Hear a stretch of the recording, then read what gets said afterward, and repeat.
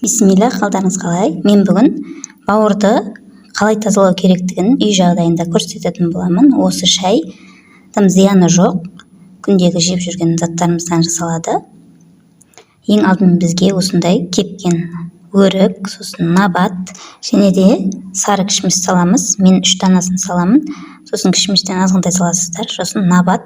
Осы үшеуін барлығын жақсылап салып болғаннан кейін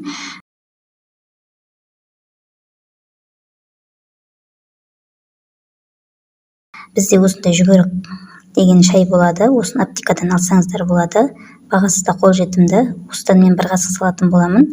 Осыны күнде жасап ішіңіздер, 1 ай бойы ішсеңіздер, пайдасы өте мол. Мен осыны кешке дейін таусамын. Таңертеңнен бастап кешке дейін осыны таусу керек. Енді кезекте мен үстіне қайнаған су құйып жатырмын. Осыны бұқтырып қойып, іше берсеңіздер болады. Кәдімгі шай сияқты. Дәмі де өте керемет.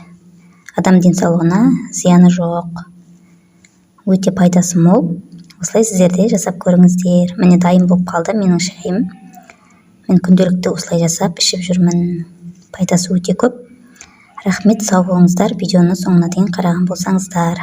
Видеоға қатысты өз пікірлеріңізді қалдыруды ұмытпаңыздар.